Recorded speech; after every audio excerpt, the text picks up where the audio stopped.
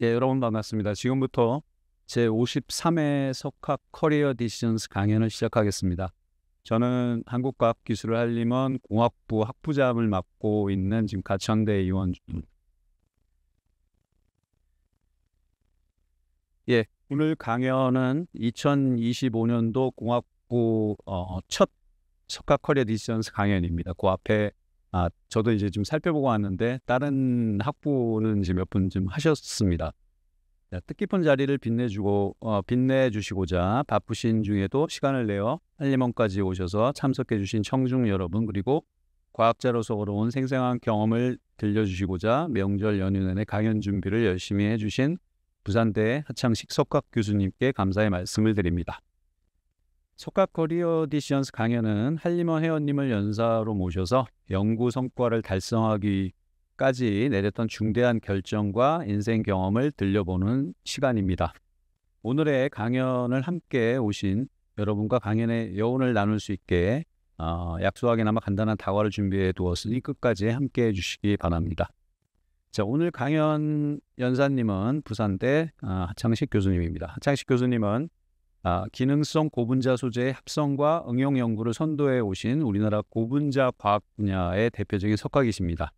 고분자 나노 하이브리드 소재 분야에서 800여 편의 논문과 70여 건의 특허를 발표하셨으며 이달의 과학기술자상, 또 삼성 고분자 학술상, 부산광역시 문화상 등 국내 다수의 과학과 문화 분야 상을 수상하셨습니다. 또한 부산대학교 여기 지금 주요 경력에 나와 있습니다. 이제 부산대학교 부총장, 또 한국접착 및 계면학회 회장을 역임하시면서 학문 발전과 화학 양성에 헌신해 오셨습니다. 네, 하창식 교수님은 공학자로서의 전문성을 넘어 2008년 수필가로서 또 등단하셔서 공학자 쇼스타코비치를 만나다 등 과학과 예술의 경계를 잇는 저서를 펴내면서 융합적 사유와 인문적 통찰을 넓혀 오셨습니다. 오늘 강연에서는 과학적 창의력이 바탕이 된 인문학적 소양이라는 주제로 학문과 사회, 예술을 아우르는 융합적 리더십의 여정을 들려주실 예정입니다. 그럼 오늘 하창식 교수님을 큰 박수로 모시겠습니다.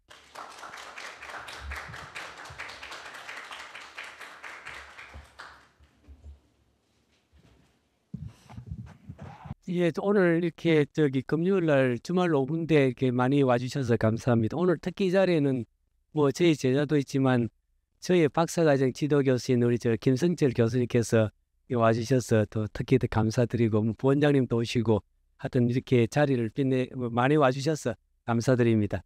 오늘 제가 이렇게 1시간 동안 말씀드릴 내용이 제 제목 그대로 제가 걸어온 길, 뭐 이제 제가 그러니까 이제 이 말하자면 과학자로서 커온 아니면은 이제 밟아온 길을 잠깐 말씀을 드리려고 합니다. 그리고 이제 연구 과정에서 뭐 제가 부산대학교 교수로 임용된 게 이제 지금 석학 교수까지 포함해서 44년째거든요. 그렇게 굉장히 오랜 시간 동안에 교직 생활이 있다 보니까 굉장히 이제 여러 가지 연구들 분야가 많죠. 그런데 다 말씀을 드릴 수는 없고 오늘 나중에 보시면 이제 그런 연구 과정에서 이 인문학적인 소양이 어떻게 도움이 되었는지 딱 한 경우만 대표로 말씀을 드리려고 합니다. 그래서 혹시 부족한 내용이 있으면은 나중에 끝나고 또 질의해 주시면 성의껏 답해 드리겠습니다. 특히 우리 젊은 학생들이 있으니까 앞으로 인생에 살아가시는데 좀 멘토 내 도움이 되었으면 좋겠습니다. 예. 지금 오늘 제가 말씀드릴 내용은 여기 보시는 것처럼 이제 그 연구자의 꿈, 제가 어떻게 해서 연구자가 되게 됐는지 꿈을 말씀을 드리고 그 다음에 아까 말씀처럼 연구 과정과 도전을 했던 예를 말씀을 드리려고 그래요.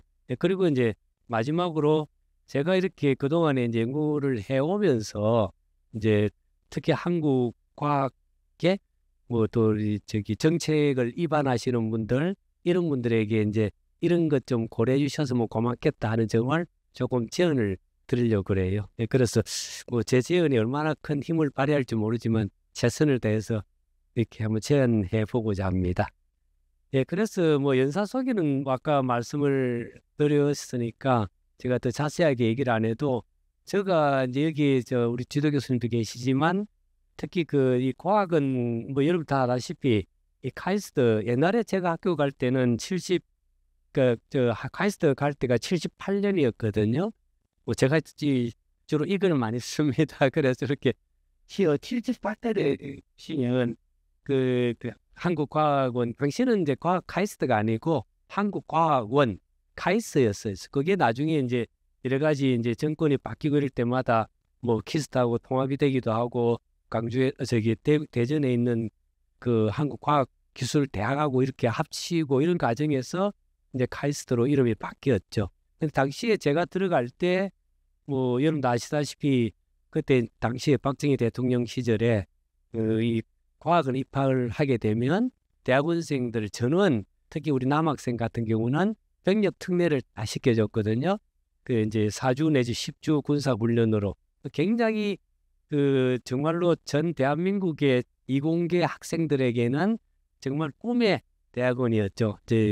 그래서 하여튼 그 덕분에 제가 이제 여기 보시면 1982년에 부산대학교 고분자공학과 교수가 됐으니까 26살에 교수가 됐잖아요. 굉장히 좀 젊은 나이에 된 거는 이제 카이스트 출신이기 때문에 그렇고요. 이게 대학에 들어와서 이제 여러 가지 열심히 뭐 나름대로 열심히 이렇게 연구를 하다 보니까 이제 자연적으로 거기에 따른 어떤 그러니까 다른 어떤 연구비의 혜택 그리고 거기에 따른 여러 가지 이제 학교도 오래 있다 보니까 또 학교 행정도 이렇게 맡게 되었고 뭐 여러 가지 명예라 그럴까요? 그런 게 이제 따라서 들어오는 것 같습니다. 그래서 덕분에 뭐 상들도 뭐 이렇게 따라서 받고요. 여러 가지 뭐 저보다 더 여기 계신 분들이 더 훌륭하신 분들이 많은데 제가 조금 이제 긍지를 느끼는 거는 물론 이제 한국고분자학교에서 이게 삼성 고분자 학술상도 있고 뭐 또 우리 과학기술부에서 주는 이달의 과학기술자상도 굉장히 영예로운데 또 개인적으로는 여기 이제 여기 SPSA 인터내셔널 어워드 그래서 일본 고분자학교에서 주는 국제상 이거는 우리나라에서 받은 게 아니고 우리 김성철 교수님도 받으셨지만 그래도 이제 해외에서 그 활동하는 학자들 중에서 이런 그도 연구에 대해서 어떤 뭐 이렇게 좀 괜찮다 그래서 상을 주시는 거니까 좀 상당히 영예롭게 생각하는 그런 상도 받게 되었습니다. 그래서 이제 제가 특히 우리 여기 젊은 학생들도 있고 젊은 연구자들 계시니까 또 오늘이 석학 커리어 디시전이니까 제가 이제 옛날에 정말로 대학 시절로 다시 돌아가겠습니다. 정말 몇십 년 전으로 돌아가서 어떻게 해서 제가 정말 이 카이스트에 가야 되겠다 내지는 학자가 되어야 되겠다 이제 그런 거를 말씀을 드리려고 그럽니다.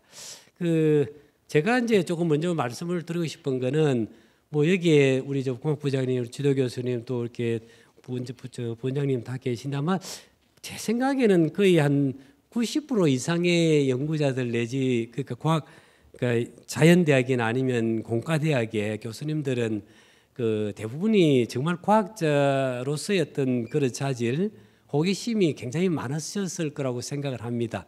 예를 들면 에디슨처럼 어릴 때부터 뭐 기계를 뜯어 고치고 잘한다든지 아니면은 뭐 우리 잘 아는 찰스 다윈처럼 뭐 이렇게 어릴 때부터 딱정벌레 잡아서 채집하고 그런 어떤 어릴 때부터 과학적 호기심이 많은 거로 생각하는데 저는 뭐 지나고 보니까 그 과학적 호기심보다는 오히려 이렇게 문학 소년, 이 문학적인 소양이 더 좀 많았던 것 같아요. 솔직히 이제 말씀을 드려서. 근데 그게 또 나름대로 제가 이제 과학자로서 살아오면서도 도움이 되더라고요. 특히 이제 아까 논문을 좀 많이 쓰는 편인데 논문 쓸 때도 굉장히 효과적으로 논문을 쓰게 되는 그런 또 장점이 있고요. 그래서 제가 항상 뭐 이렇게 지나고 보니까 다른 우리 후배 교수들한테 한통 얘기할 때 내 머리 위에는 두 다리 옛날부터 두 개가 돼 있는 것 같아.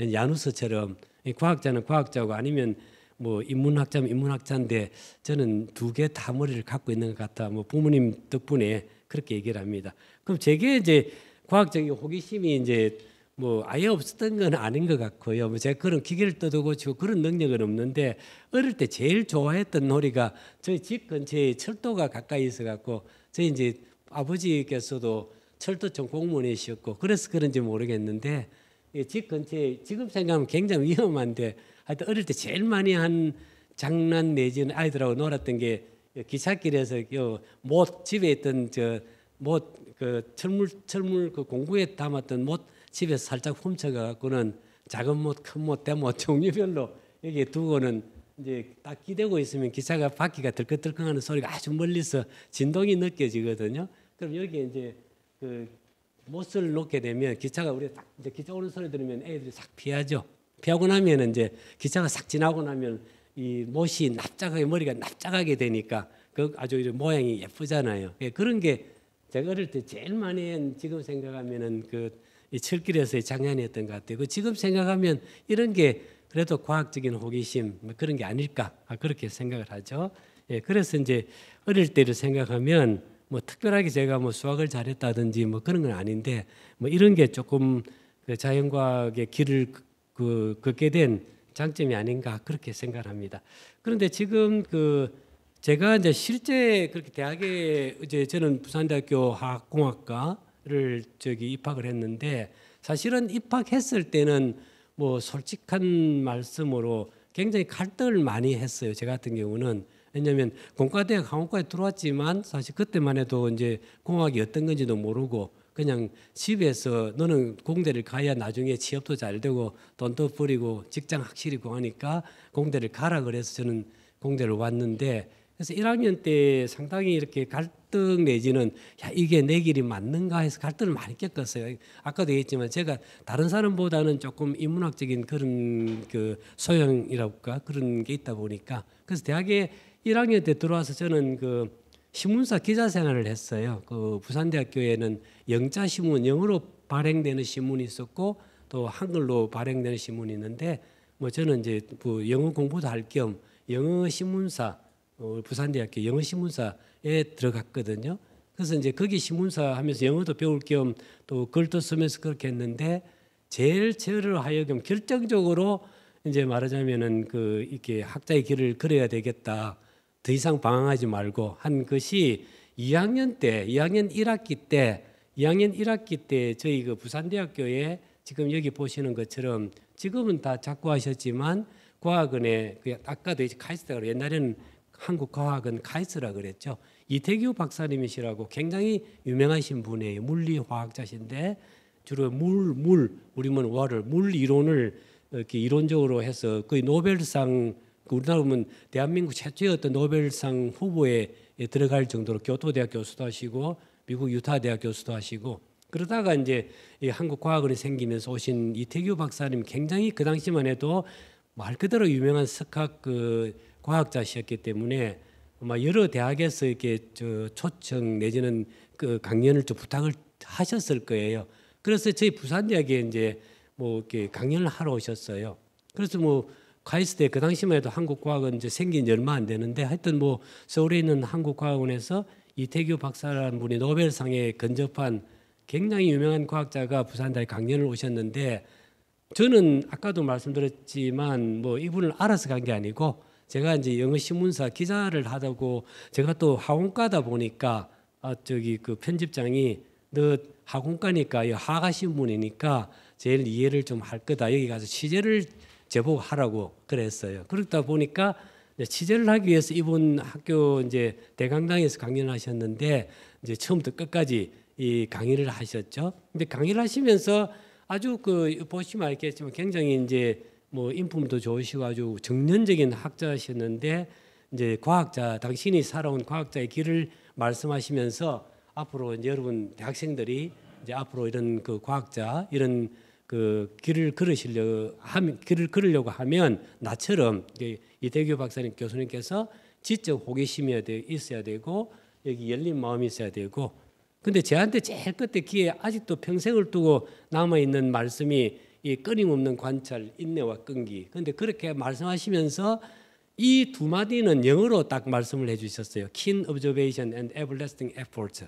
그 단어가 제 평생에 지금 연구하는데 귀에 완전히 꼽힌 거예요. 그래서 제가 우리 대학원생을 지도하면서도 늘 특히 공학 내지 자연과학적인 어떤 뭐 업적을 낸다든 성과를 내려 그러면 굉장히 관찰을 중요하구나. 그렇지만 그냥 보는 게 아니고 말 그대로 kin observation, 그러니까 그 굉장히 그러니까 그 어떤 사물에 대해서 아주 예리하게 이렇게 보면서 끊임없이 관찰해야 되고 그다음에 everlasting effort 한번 이렇게 저기 노력해서는 안 되고 끊임없이 노력해야 된다. 이게 저한테 그러니까 말하자면 대학교 2학년 때 우연히 들었던 석학 교수님의 그 강연이 제 평생에 지금까지도 제일 이 귀에 맴도는 두 단어 두 말씀이거든요. 그래서 이런 그게 굉장히 큰 도움이 됐다. 그래서 이걸 보고 제가 이제 결심을 했죠. 그 강연이 끝나자마자 그래 나도 한국과학과 그때만 해도 제가 이 과학원이 뭐 병력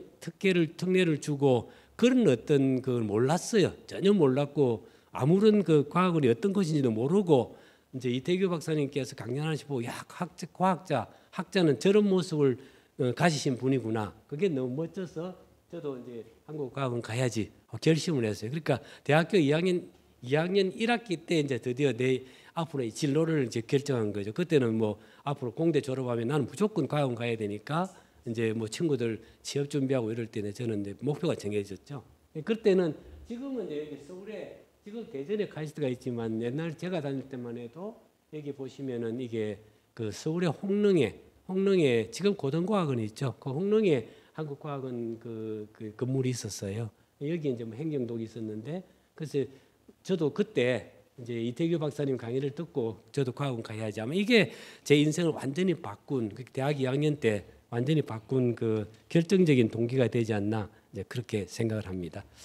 예, 그러면 이제 그래서 어쨌든 대학을 이제 졸업을 하고 이제 카이스트를 왔으니까 뭐 열심히 공부했으니까 뭐 그 당시만 해도 카이스트 뭐 지금도 뭐 좋지만 옛날에는 뭐 더 들어가기 힘들잖아요. 특히 제가 이제 지방대학 나오는데 이렇게 제가 우리 교수님 계시지만은 제가 들어갈 때 학원과에 저기 서울대학교 17명이 정원이었는데 14명이 서울대학 출신이었고 서울대 학원과였고 2명이 한 명이 저기 12명이 서울대학이었고 2명이 이제 연세대학 좋아요. 연세대학생이고 나머지 3명이 각각 그게 저를 포함해서 그렇게 한 명밖에 안 들어왔거든요. 그 정도로 어려웠어요. 그래서 저는 어쨌든 뭐 운이 좋기도 하고 열심히 그걸 해서 그런지 그게 이제 제가 지금 이런 학자의 길을 걷는데 큰 도움이 됐죠.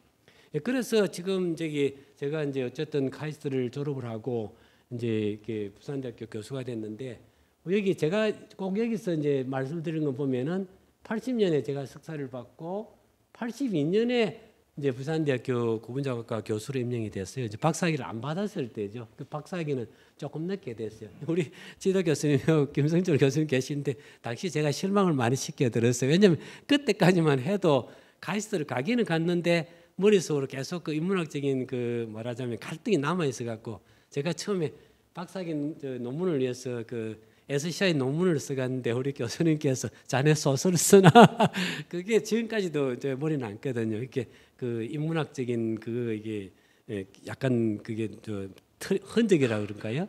그래서 어쨌든 부산대학교 먼저 발령을 받고 뭐 또 제가 모교니까는 그때만 해도 카이스트 출신에 이렇게 교수로 빨리 될 수 있는 길이 열렸거든요. 그래서 저는 석사만 가지고 이렇게 부산대학교 교수가 됐죠. 그래서 어쨌든 부산대학교 발령을 받고 그 다음에 이제 박사학위를 조금 늦게 이렇게 했습니다. 그리고 82년부터 39년 동안 부산대학교를 하고 그 다음에 뭐 정년 퇴임했는데 또 조금 뭐 그동안 열심히 했다고 그래서 부산대학교에서 석학 교수 70세까지 정년을 보장하는 그 특별 임용한 교수님이 5분을 선정해서 해주셨어요. 그래서 저도 다행히 됐는데 제가 여기 보면은 이제 부산 서울 새마을 기차에 있는데 그 부산대학교 이제 발령을 받았는데 초기에 이제 뭐 강의도 열심히 해야 되고 그때 제가 이제 그 한 학기에 7과목을 강의를 했어요.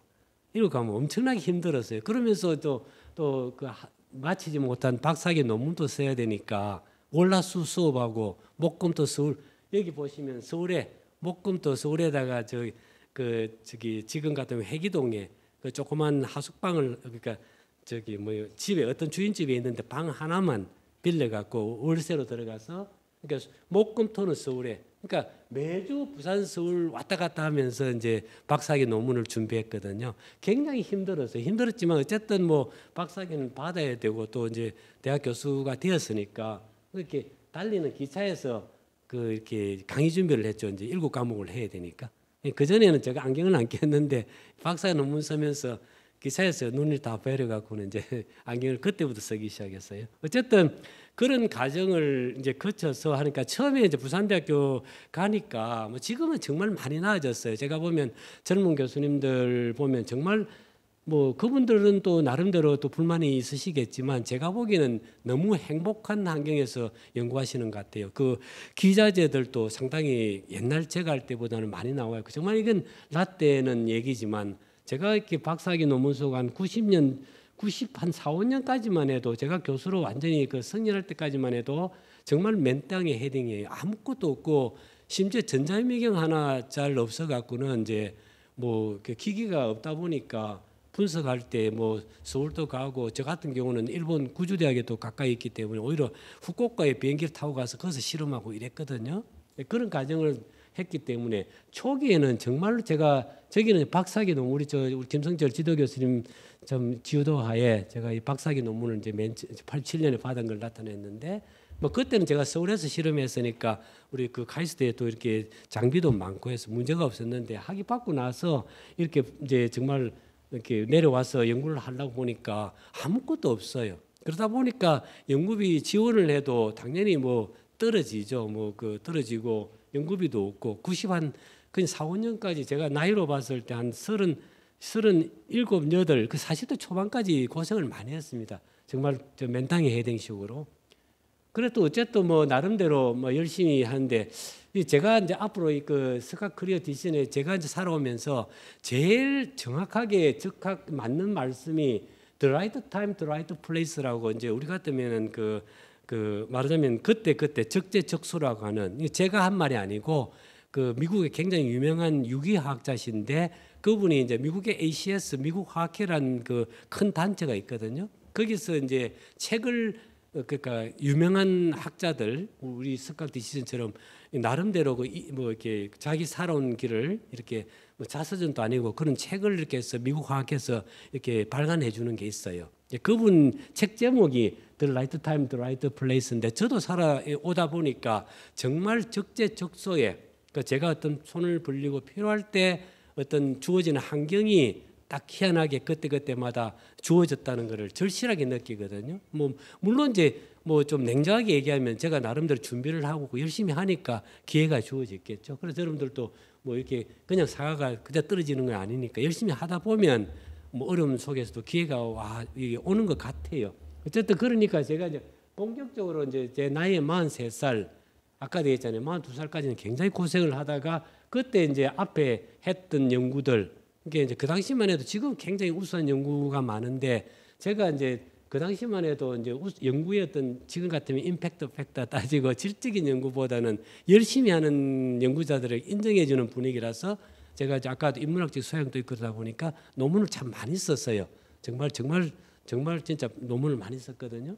그런 과정들이 이렇게 이제 쌓이다 보니까 여기 보시는 것처럼 우리 이제 그 지도 교수님께서 추천해 주셔서 그런데 제가 이제 한국과학기술을 하려면 굉장히 빨리 됐죠. 이제 그때 회원도 되고 특히 이제 그때 막 우리나라에서 이제 나온 국가지정연구실 NRL 내셔널 리서치 레버토리 이게 정말 그 지금 봐도 그 개인 연구자에게는 최고의 그 연구 지원 시스템입니다. 그 당시만 해도 그 한 사람당 한 연구자에게 2억 원을 줬거든요. 뭐 작지 않은 큰 돈이죠. 뭐 제가 보면 교수 한 명이 2억 원 같으면 진짜 원하는 연구를 마음대로 할 수 있는 그런 그 지원금이거든요. 이 제도가 계속 가면 좋겠는데 자꾸 바뀌어서 안타까웠는데 어쨌든 이 국가지정연구실을 한 것이 제 어떤 그러니까 교수로서 어떤 그 제 자리를 그러니까 정립하는 데 큰 도움을 줬습니다. 그리고 이제 이게 끝나자마자 이제 또 이렇게 앞에 또 실적이 이 이상하게 자연과학적인 연구, 학자의 연구는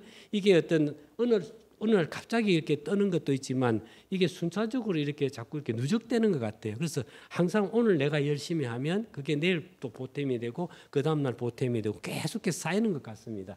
그래서 한 1년 또 준비해서 그 다음에 하는데 여기 보시면 저 그 당시에 이제 과학기술부에서 그 파이오니어 지금도 있어요. 파이오니어 그 융합 연구 미래 융합 연구라고 그래서 이게 한 6년 정도 연구비를 지원을 해요. 연구비가 한 물론 저 혼자 하는 거 아니고 저 같으면 뭐 저기 충남대, 연세대학 그다음에 이제 그 그다음에 한국과학연구원 충남대 경북대 그래서 하여튼 몇 개 기관이 같이 합치는 거예요. 그 당시에는 이제 그게 이제 파이오니어 융합 미래 융합 연구 프로그램이었는데 이게 이제 다행히도 그 대가 제가 단장으로서 한 6년간 아주 신나게 연구했어요. 1년에 10억씩 주는 프로그램이거든요.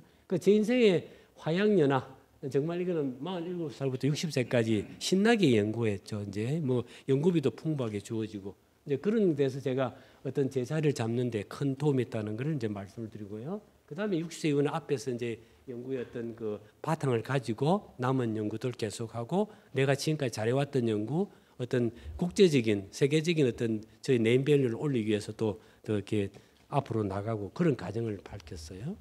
자, 그래서 여기에 이제 제가 아까 라이트 타임, 라이트 플레이스라고 이렇게 이걸 꼭 저게 이제 말씀을 드리고 싶은 거는 제가 이제 사실은 그 석사 과정은 이 카이스트의 김상돈 교수님이세요. 화학공학. 이제 저 화학공학을 석사를 했는데 제가 이제 화학공학 능력은 좀 이렇게 없다 보니 왜냐면 이게 기계를 많이 다루고 그러다 보니까 조금 제가 조금 힘든 점이 있었어요. 그래서 한창 그 헤매고 있을 때 우리 이제 김상돈 교수님께서 지금 저희 자리에 앉아 계신 김성조 교수님께서 이제 막 그때 카이스트에 부임을 해오셨고 이제 고분자 그때는 제가 고분자라는 게 전혀 몰랐죠.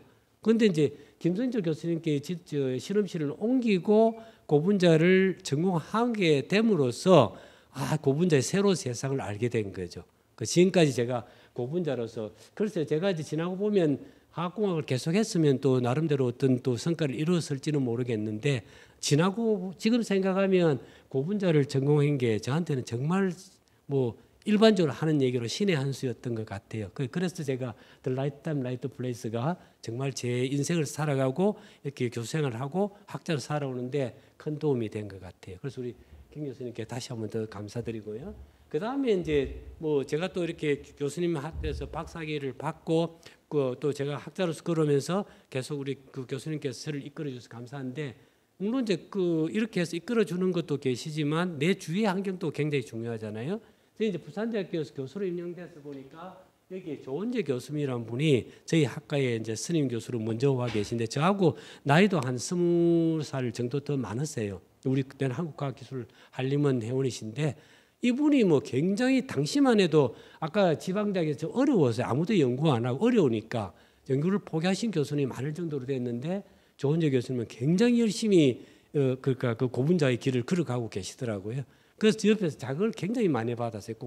저하고 공동 논문도 많이 쓰고. 그래서 저는 뭐 다른 저에게 도움을 주신 분들이 많지만 특히 이제 이 세 분 여기 제가 항상 이렇게 말씀을 드릴 기회가 있으면 꼭 이리 세 분이 제 인생에 특히 학자로서 걸어가는데 큰 도움이 됐다고 이제 얘기를 합니다. 저기 왼쪽에 사진 옛날 사진이 하나 있는데 처음에 저랬어요. 지금 여러분들은 대학원생들 에어컨하고 겨울에 난방 보일러 따뜻하게 하는데 옛날에는 저렇게 석유 난로 매일 이제 기름 사서 띄우고 이렇게 우리 나이 드신 우리 회원분들은 잘 아실 거예요. 학생들 2-3명 데리고 저런 데서 연구를 했거든요. 근데 지금 아주 잘 되죠. 그리고 이제 당연히 연구자에게는 그 연구비가 굉장히 중요하죠. 그래서 42살까지는 연구비가 거의 없었는데 그 이후로는 여기 옛날에는 한국과학재단이었죠. 지금은 이제 한국학술진흥재단, 국제과학기술협력재단이 합쳐서 한국연구재단이 됐는데 어쨌든 정년 퇴임하고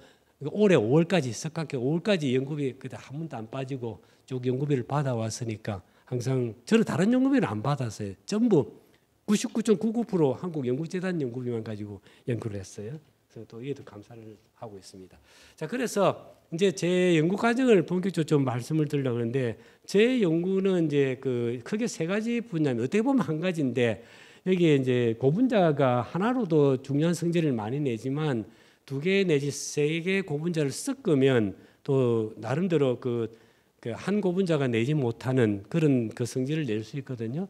그래서 고분자 블렌드라고 하기도 하고 다산계 고분자 좀 더 이렇게 얘기를 하는데 고분자가 아무래도 성질이 다르다 보니까 그게 섞이질 않잖아요. 그래서 제가 이제 다른 고분자 어떻게 하면 서로 잘 섞이게 하는지 계면 인력들, 계문상을 이걸 어떻게 이제 잘 향상을 시키는 거 이게 제 학위 논문 주제이기도 하고 또 지금까지 관심을 갖고 있는 그 분야였습니다. 그런데 이제 연구를 계속하다 보니까 고분자만 가지고는 그 물성이 안 나오니까 여기에 무기재료까지 이제 포함을 해서 이제 이 맞아 고분자 블렌드에서 지금은 고분자 이제 무기재료 하이브리드로 이제 연구가 확장이 된 거죠. 그렇지만 전체적으로 보면 어차피 다산계 말하자면 그 고분자 시스템이죠. 그걸 이제 연구를 쭉 해왔어요. 그래서 여기는 그 일본에서 그 일본 학회에서 발행되는 더 케미컬 리코드라는 잡지인데 이거는 임팩트는 별로 높지 않은데 제가 상당히 좀 긍지를 느끼는 게 이거는 정말 자기 분야에서 어떤 연구를 나름대로 이렇게 해 나가고 있는 분을 초청을 받아요. 다 인바이티드 말하자면 그 논문들만 실립니다. 그래서 어떤 논문을 실냐면 이건 특히 그 말 그대로 케미컬 리코드니까 과학적 기록이잖아요. 자기 논문 쓰는 게 아니고 당신이 그때까지 뭐 저 같으면 뭐 이게 2018년에 그 게재된 건데 그럼 2018년 게재될 때까지 이렇게 프로페서 하가 지금까지 걸어왔던 학문의 길을 어떻게 해서 그 아이디어를 구했고 어떻게 해서 그 주제를 택했고 그 중에서 가장 오늘 석학 디시전 커리어 디시전처럼 어떤 연구에 가장 말하자면 자랑할 만한 긍지를 느낄 만한 연구 과정이냐 이런 거를 그 적도록 돼 있어요. 그 자기 연구 기록이죠. 인생의 기록입니다. 그런 것은 이제 그건 딱 이렇게 몇 사람 그러니까 그 편집자가 사람을 실렉션해 갖고 초청을 해주거든요. 그래서 들어봐서는 뭐 임팩트 관계없이 굉장히 좀 긍지를 느끼는. 그래서 왜냐하면 이걸 2018년에 쓰면서 제가 그동안 했던 모든 연구 과정을 한번 되돌아볼 수 있는 기회가 됐거든요. 그래서 여기 보시면 뭐 폴리머 베이스 하이브리드 나노 컴파이트 프로그레스 투워드 인핸스 인터페이스 아까 얘기했잖아요. 그러니까 고분자 블렌더, 고분자 무기적 복합적 이런 게 서로 상호작용을 정진시키고 그다음에 응용 어떤 쪽으로 응용을 맞춰 나가는 이제 그런 거를 지금까지 평생 그리고 여기 보면 응용은 뭐 BT로 응용하고 IT도 응용하고 인바이먼털리티 환경 쪽도 응용하고 재료도 여러 개 많이 쓰고 이런 걸 쭉 연구를 해왔죠. 하나의 키워드로 보면 고분자 베이스 하이브리드 나노 컴파지트 물질입니다. 이렇게 지금까지 연구를 쭉 해왔어요. 그런데 이제 이 부산대학에 뭐 저희 부산대학 지금 상당히 또 젊은 게 연구를 잘하시고 뭐 지금 그 많이 시스템이 많이 나아졌지만 제가 할 당시만 해도 아까 말씀드린 좀 어려움이 있었기 때문에 자 기자재는 없고 뭐 예를 하나 들면 제가 이제 고분자 나노복합재료라는 걸 연구를 할 때 그걸 하려고 그러면 전자현미경이 반드시 있어야 됩니다. 그런데 제가 발령받고 82년이니까 한 5년 동안에 부산 근처에서 전자현미경이 하나도 없었어요. 그리고 한 30살, 32살쯤 될 때 부산대학교 전자현미경이 들어왔는데 그때만 해도 들어왔는데 물리를 위한 전자현미경이 되다 보니까 이런 무기재료라든지 고분자 이런 게 재료를 다룰 줄을 몰라요. 테크니션이. 그러다 보니까 이제 전국에 뭐 이제 다 뭐 키스트를 포함을 해서 모든 전국에 있는 연구 기자재를 보유하고 있는 그런데 이렇게 다 도움을 받아야 되니까 이제 쫓아다니면서 굉장히 힘들었죠. 그러다 보니까 야 이게 안 되겠다. 기자재에 의존하는 연구를 해갖고는 내가 도저히 이기지는 못한다. 어차피 제가 이제 학자의 길을 걸으니까 저는 뭐 저보다 더 잘하는 학자들이 많으니까 내가 정말로 최고는 될 수가 없겠지만 남들이 안 하는 연구 내 혼자 열심히 뛰면 내가 내 나름대로 전공을 하게 되면 어쨌든 제일 먼저 하게 되고 또 내 혼자 하게 되면 그 분야에서 내가 1등이 될 수 있으니까 좀 그런 연구 과제가 없을까 내만의 길을 걸어가자 굉장히 그 초기에 고민을 많이 했죠. 이제 제가 그 처한 상황에서 기자재 없죠. 연구 아까 얘기했잖아요. 42살까지 연구비 하나도 없죠. 그러면 이제 정말 맨땅에 헤딩이니까 이제 그런 과정이 좀 어려웠는데 이제 어쨌거나 그 학교에 있으니까 대학원생들이 이제 한 명씩 두 명씩 들어오고 그래서 이제 우리 학생들한테도 내 얘기하고 저도 내가 지금 100m 달리기 갖고는 뭐 우리 연세대학 카이스트 서울대 뭐 이런 그 우수한 어떤 인프라가 갖추어진 대학하고 경쟁했고는 이기지를 못하잖아요. 그래서 저도 이제 그때부터 저는 100m 달리기에서는 죽어도 못 이긴다. 지금부터 내가 정년할 때까지 오늘 정년했지만 마라톤 경주하는 기분으로 내가 예를 들면 지금 조금 부족하면 뭐 내년에 하고 그다음에 하고 그러면서 또 좋은 테마가 있으면 내가 발굴해서 하고 그 마지막에 가면 뭐 좀 그래도 이렇게 좀 뭐가 되지 않을까 이런 생각으로 쭉 연구를 해왔어요. 자, 그래서 이제 제가 그 연구를 하는데 그럼 아까 제가 기본적으로 여러 가지 그게 과제를 내가 어떤 연구를 할까? 그러니까 저희 큰 거는 좌우지간 다산계 고분자를 포함하는 다산계 그 고분자인데 이걸 어떻게 이제 연구 과정을 이끌어가는가? 이거 이제 뭐 젊은 교수는 다 마찬가지겠지만 상당히 고민스럽잖아요. 그래서 마침 제가 이제 이게 옛날에 그 이런저런 잡지를 뒤지다가 그때 그 이 코시랜더 이세 교수님이란 분이 그 사이언스 지금은 바뀌었는지 모르겠어요. 그냥 그 90년대 초에 그 사이언스 지금 여러분 아시는 사이언스 네이처는 그 사이언스 잡지입니다. 사이언스의 그 편집장 에디터인치프 편집장을 하시는 분이 그 사설을 맨 앞 페이지에 그 표지를 딱 열면 에디토리얼로 기사를 썼는데 이 차차차 말 그대로 다 CHA로 된 그러니까 찰지 챌린지 찬스 이 기사가 한 페이지짜리 기사가 있는데 이걸 읽고는 제가 바로 이게 저한테 하는 말이구나 정말 감동을 받았어요. 그 이게 뭐 우리 다 아는 얘기입니다. 뉴턴의 만류인적 법칙처럼 다 알고 있지만 그걸 저 생각을 다르게 해서 뭐 여러분 잘 알다시피 사과가 떨어지는 건 중력에 떨어지는데 뭐 뉴턴이 그걸 보고 이제 만류인적 법칙을 발견했다 이래 얘기하잖아요. 지금까지 있어왔던 사실이지만 뉴턴이 그걸 이제 뭐 많이 이렇게 생각을 하셨으니까 이런 법칙이 나오잖아요. 그런 걸 차지 충전이라고 그러거든요. 그 다음에 이제 도전, 아인슈타인 상대성 이론처럼 정말 세상에 없던 그런 걸 이제 내는 거죠. 그 다음에 뭐 우리 페니실린 발명처럼 뭐 남들은 못 봤지만 자기 우연히 발견한 거 우리 찬스라 그러잖아요. 그래서 이게 다 뭐 묘하게도 CH 이렇게 돼 있어서 차차차 이론이라고 이렇게 얘기를 붙였는데 하여튼 이게 굉장히 그 저한테 그럼 저는 그럼 내가 차지를 할 수 있을 것인가? 과연 그 능력이 될 것인가? 아니면 챌린저할 능력이 될 것인가? 이제 그런 걸 고민하게 됐죠. 근데 아무래도 제가 그때 산 상황은 챌린지 하기는 조금 능력이 부족하고 찬스는 더 없고 그래서 이제 그렇게 차지 쪽으로 남들은 알고 있지만 남들이 잘 안 하는 거 이쪽에 뭔 테마가 없는가 고민을 많이 했어요. 그래서 제가 이제 고분자를 베이스로 하지만 아까도 얘기했다시피 무기 재료랑 하이브리드 재료로 오게 된 동기가 이제 여기 메조플러스 그 나도 세공체 물질이라고 만드는 건 굉장히 쉬워요. 물하고 비누하고 그다음에 이제 그 유리를 SiO2 같은 그 무기 재료를 만들 수 있는 전구체라 그러는데 그것만 넣고 섞으면은 마지막에 그래갖고 이제 비누를 틔우면은 이제 이렇게 그냥 구멍이 아주 예쁘게 뚫린 전자미을 보면 저런 게 있거든요. 이거는 제가 이제 이걸 우연히 그 사이언스 논문을 보고 이제 이걸 해야 되겠다. 근데 뭐 딱 하려고 보니까 이제 나주에 살았는데 카이스트 화학과의 유령 교수님은 이미 다 잘 하고 계시더라고요. 이제 고분자는 아니지만. 근데 저는 고분자를 바탕으로 하니까 아유 됐다 그러면 이 비누를 쓰게 되면 그 계면활성제 비누는 이제 분자량도 작고 또 여러 가지 그 안에 이제 구멍 조절도 그렇고 굉장히 작아요. 이 구멍이 조금 더 커지면 한 10나노에서 한 50나노 이하라도 구멍이 세공체 말 그대로 매조 크기가 한 2에서 50나노미터거든요. 그 정도 커지면은 응용성도 더 커질 건데 유 교수님 만드시고 옛날 이런 건 다 제올라이트처럼 굉장히 2나노미터 이하로 작았어요. 그래서 응용성이 제한돼 있어서 그때 제가 고분자는 불락공중합체가 그 쉽게 얘기해서 고분자 계면활성제, 고분자 비누거든요. 그걸 쓰면 이 구멍을 키우겠다 딱 생각이 났어요.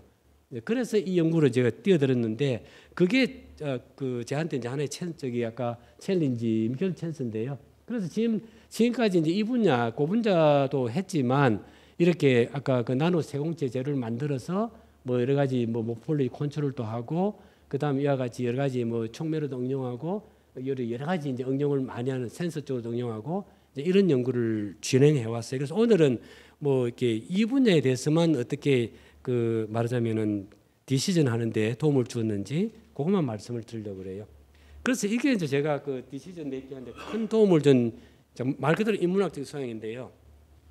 제가 이제 아까 얘기했지만 98년에 이제 스탠포드 대학에 그 비지팅으로 가게 됐어요. 근데 뭐 다 젊은 교수님도 마찬가지고 학자들도 마찬가지인데 이제 외국 대학 가면은 물론 이제 그 대학 그 교수 하시는 연구를 같이 논문을 써야 되니까 하는 것도 하죠. 근데 저희들은 이제 교수 입장이기 때문에 또 내가 한국에 돌아가게 되면 또 나름대로 연구를 해야 되니까 내가 그 스탠포드 대학에 있는 교수님 뭐 하는 연구 뭐 해봐야 또 나한테 논문 하나 좋은 건 쓰지만 그렇게 큰 도움이 안 되잖아요. 그래서 정말 스탠포드 대학교에 있으면서 생각을 굉장히 많이 했어요. 1년 동안 있으면서 과연 내가 앞으로 이제 나이 이제 40대 초반인데 앞으로 남은 20년 동안에 과연 뭘 해야 내가 아까 더 퍼스트, 디 올리가 될 수 있는가? 그거를 고민하면서 논문을 굉장히 많이 제가 평생 논문을 제일 많이 봤던 것 같아요. 그래 봤는데 그때 아까 사이언스, 네이처 이런 논문을 이제 보면서 이제 아까 얘기했다시피 저 미세 나공체 저게 상당히 재밌고 고분자 특히 고분자 비누를 쓰게 되면 그 볼락공중합체가 갖는 특이한 성질 때문에 굉장히 다양한 응용이 가능하겠다. 그걸 저 생각을 했거든요.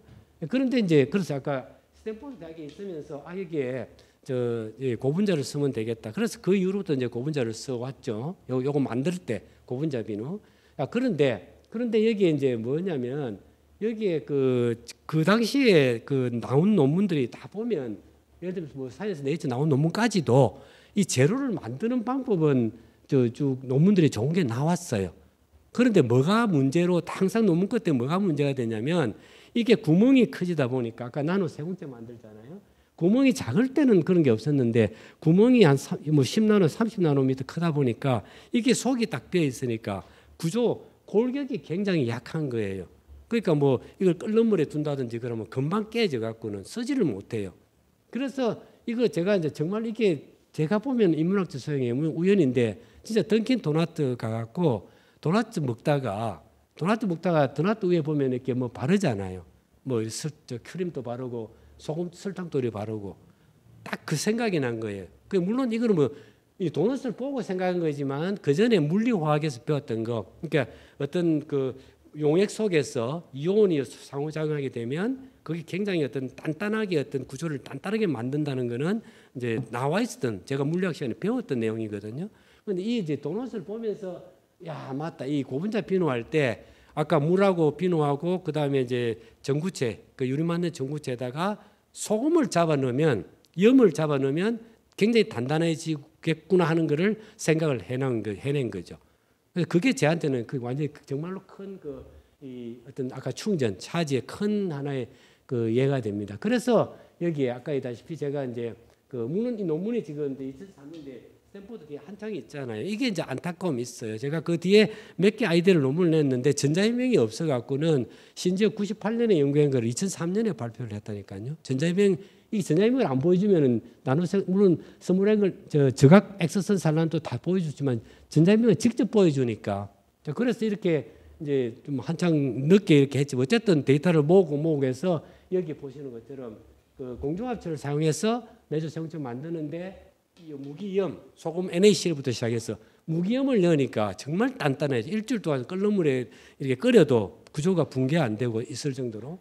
그래서 이게 이제 이거를 미국 화학계 이제 케미스트리 머티를 했는데 이 논문이 제가 볼 때는 가장 많이 각광을 받은 논문입니다. 이거는 뭐 그 당시에 그 톰슨 로이터사에서 이제 탑4 그 세계 네 번째 아이디어라고 그렇게 저한테 직접 서신을 주셨으니까 어쨌든 뭐 굉장히 제가 긍지를 느끼는 그런 거거든요. 그래서 이런 논문을 할 때 굉장히 인문학적인 그런 생각을 어떻게 보면 엉뚱하게 하는 그런 거를 이제 좀 도움이 됐다는 얘기죠. 그래서 이제 그 뒤에 여기 자신을 가지고 제가 이제 고분자는 블락 공중합체를 이용을 하고 비누 그 다음에 이제 염을 넣는다든지 이렇게 구조를 변경하는 이제 그 결과를 얻었으니까 그걸 이제 가지고 이용하는 연구를 많이 했죠. 그래서 보시는 것처럼 이제 아까 견고한 나노 기공 구조제로 사실 저것 때문에 제가 이달의 과학기술자상을 받았어요. 왜냐하면 그 당시 아까 정빙 자료로 그 스타포 연구 그런 다 톰슨 로이트 편집하는 것들 다 있으니까 그래서 받은 거고요. 그 뒤에 이제 뭐 아까 역시 마찬가지로 그래서 서울경제신문에 이렇게 하고 잡지에서 하이라이트 해준 거고요. 남들도 해커가 유령 교수님 다시 하시고 또 미국이나 중국 학자들 해왔지만 제가 한 거는 소금을 넣음으로 해서 그냥 아무것도 안 해요. 소금을 넣어서 굉장히 단단하게 만들었다는 거. 그것밖에 없는데 굉장히 주목을 받았어요.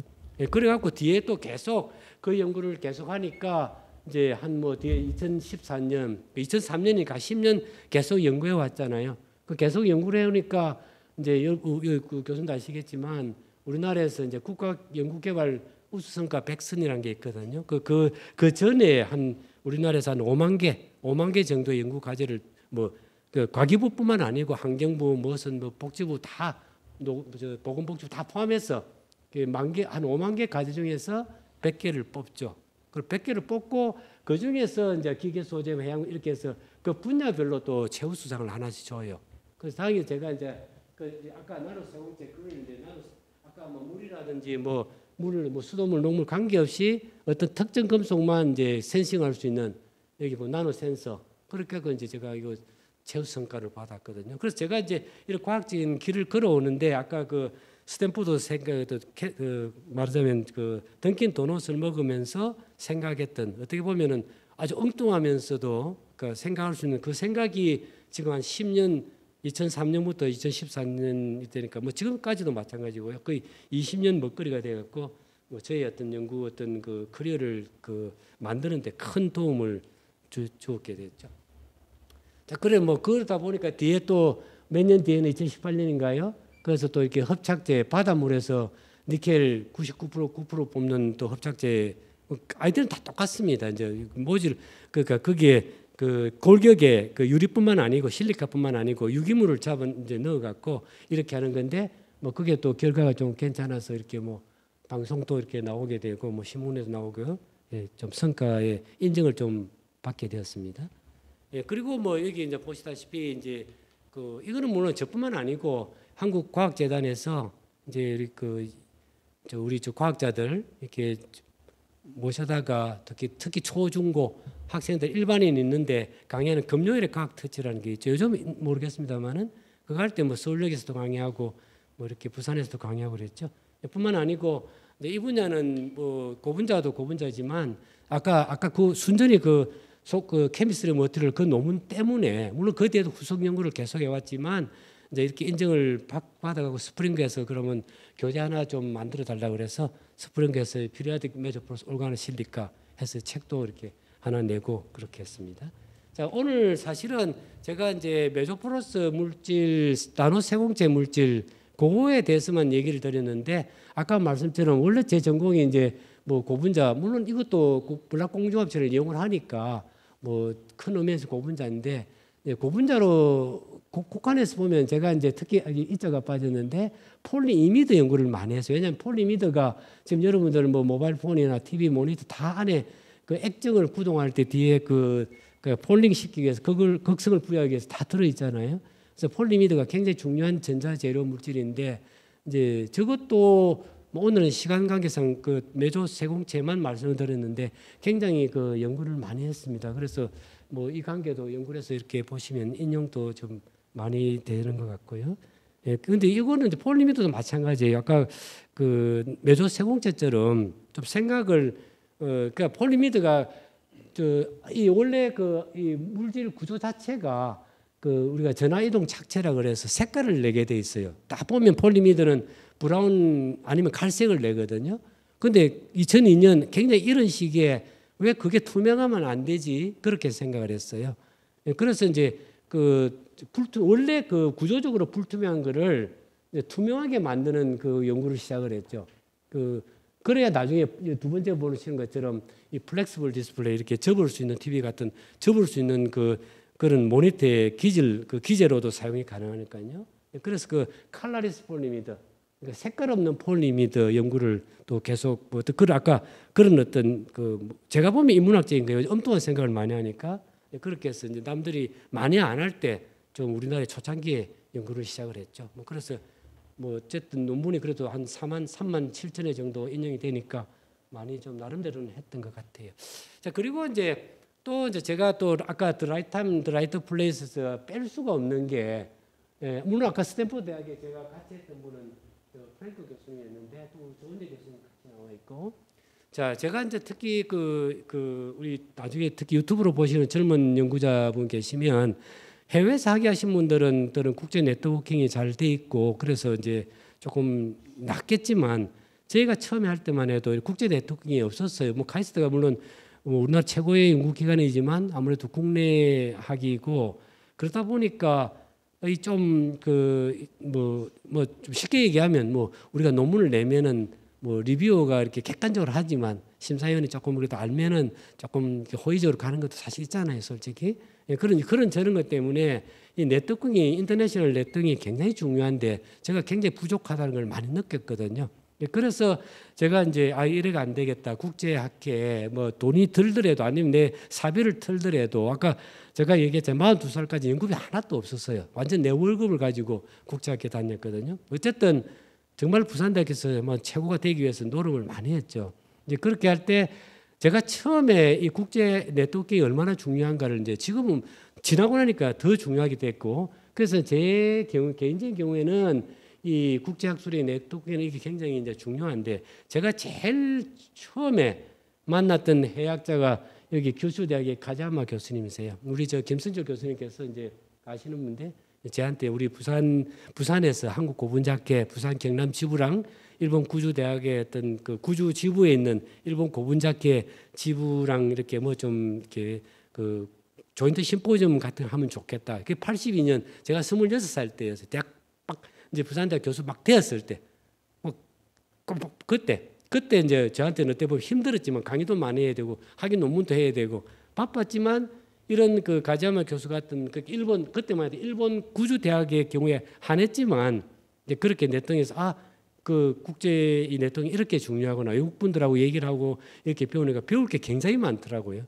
그래서 맨 먼저 이제 제 그 시작한 분이 가자마 교수라서 이렇게 해놨고, 그 다음에 이제 최근까지도 또 관련을 맺는 분이 시시프노프 교수라고 러시아 과학원의 러시안 아카데미 사이언스인데, 이분은 제가 이제 논문을 편집하면 아까 컴파지 인터페이스가 제가 이제 에디트 포 에이시로 있는데 편집을 하면서 이제 그 편집장이 저보고 그 논문들 좀 콜하라 그래서 제가 제 분야의 연구자들 찾다 보니까 이제 러시아 이분이 이름이 나오더라고요. 그때부터 이제 뭐 여러 가지 국제 학회도 조직을 하고, 저하고 지금 아시아 그 저 첨단 재료 국제학술회의를 2007년부터 조직을 해서 지금까지 하고 있어요. 근데 어쨌든 그 지금까지도 굉장히 친하게 지내면서 이렇게 하고 있는데, 결과적으로 이러다 보니까 제가 이제 이렇게 이제 대한항공의 밀리언 마일러 교수님 우리 이 교수님 100만 마일 아직 안 되시죠? 됩니까? 예, 아이고 잘하십니다. 좋은 일입니다. 이렇게 밀리언 마일러까지 100만 마일, 그러니까 지구를 40바퀴 돌잖아요. 이렇게 뭐 제가 뭐 이렇게 뭐 이걸 밀리언 마일러라고 얘기하는 건 아니고, 그 정도로 학자로서 내 자리를 잡기 위해서 그러니까 발로 뛰었다는 얘기예요. 그렇게 될 때까지 그만큼 중요하다는 것을 느꼈죠. 예, 그래서 이제는 뭐 시간이 이제 한 10분 다 돼가네요.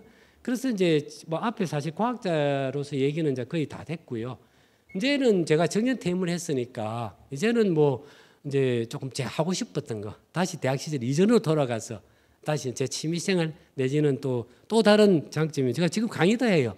지금 이번 학기도 저 고분자 유변학 강의를 하고, 지난 학기는 고분자 가공 강의를 하고 학부 사모임 강의를 계속하고 있는데, 그런 뭐 과학자로서의 또 활동을 하면서 제가 이제 인문학적인 소양을 이렇게 해서 정말 오히려 거꾸로 지금부터는 제가 이제 40년 동안에 제가 닦아왔던 과학적인 어떤 그런 분석력, 과학적인 창의력 이런 거를 오히려 거꾸로 그 옛날에 못했던 인문학에 적용해보자. 그렇게 해서 지금 사실은 정년 퇴임하고 나는데 새로운 도전을 하고 있습니다. 그래서 특히 화학 교과서는 살아있다. 저거는 뭐 서울대학교 이제 박대현 교수님이나 문상훈 박사님 이런 분들하고 같이 쓴 책인데 아마 우리 고등학생 다 봤을 거예요. 우리 자기소개서 대학 입학 면접하면 거의 90% 이상 저 책을 다 봤더라고요. 그다음에 제가 이 보면 뭐 문학책도 쓰고 음악책도 쓰고 그러다 보니까 지난달에 저 우리나라 시사 매거진 월간 잡지인데 뭐 예술의 융합 전문공학자 해갖고 조금씩 이 분야에 또 이름을 내고 있습니다.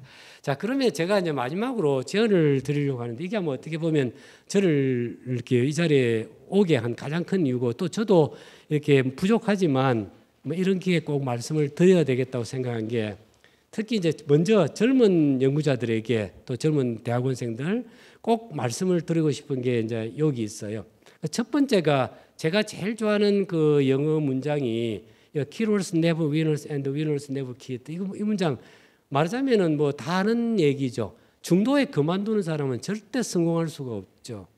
그 다음에 성공하는 사람은 중도에 절대 그만두지 않습니다. 아까 얘기했잖아요. 제가 처음에 공과대에 들어와서 과학자가 되는데 이렇게 헤맸고, 그 다음에 열심히 했죠. 뭐 하여튼 이렇게 살아가면서 이렇게 또 뭡니까 그 어떤 장애에 부딪혀서 부산대학교 왔는데 기자재도 없죠. 아무것도 없죠. 학생도 없죠. 저 혼자 정말 발로 뛰면서 연구를 제가 아까 저 혼자 일본 구조대학 가서 실험하고 이랬다니까요. 그래도 어떻게 그런 과정을 거쳤기 때문에 오늘 있으니까 여러분들도 정말 중도에 실망하지 마시고 열심히 해야 아까 그 이태규 교수님이 하셨잖아요. 끊임없이 노력해야 뭐 그런 결과도 나올 것 같고요. 특히 제가 정년 퇴임하면서 우리 젊은 교수님들한테 이 스트레스를 말씀을 드렸어요. 첫 번째가 이 스페셜리스트 전문가가 되라 이 얘기인데 그다음 이제 서스테이너빌리티는 지속 가능한 거고 그다음 셀프 에스팀은 이제 저기인데 이게 제가 그 특히 젊은 교수님들한테 꼭 그 부탁을 드리는 말씀이 저도 사실은 그런 게 조금 있었던 것 같은데 젊은 연구자분들이 특히 대한민국의 연구비 정책 시스템 때문에 자꾸 연구 과제를 바꾸어 나가요.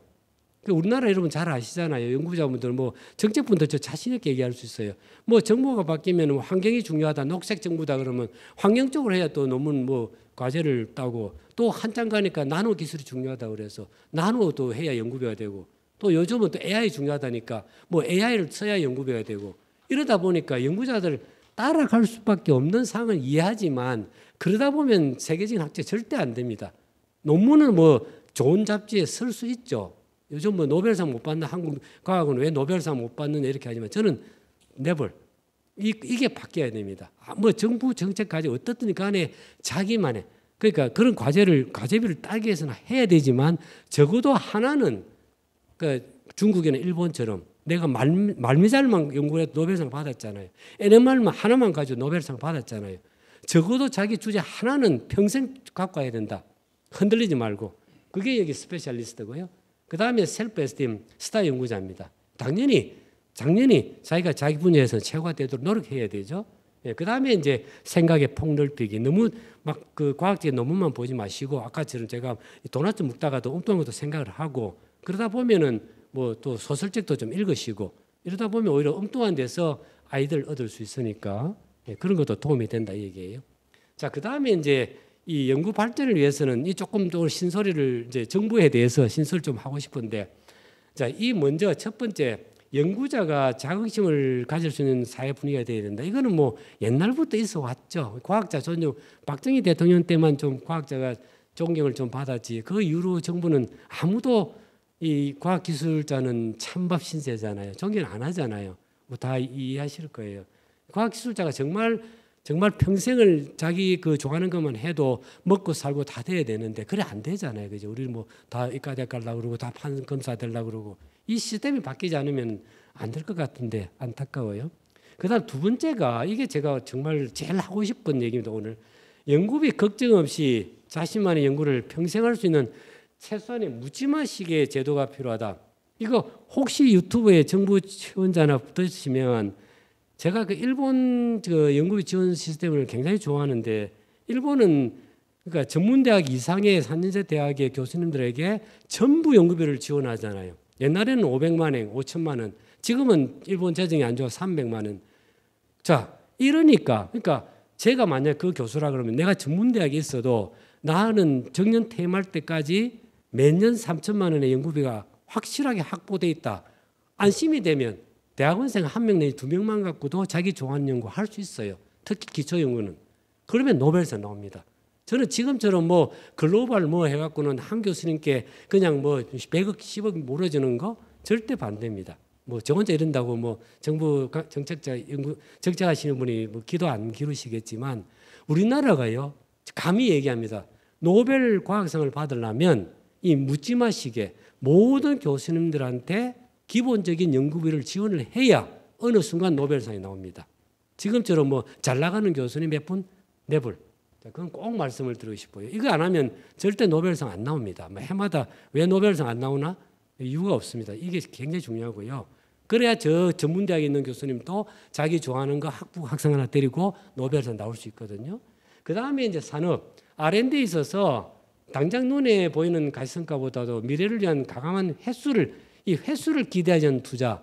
아마 그 연구자들, 교수님들 그 기업체하고 아마 R&D 하신 분 느낄 거예요.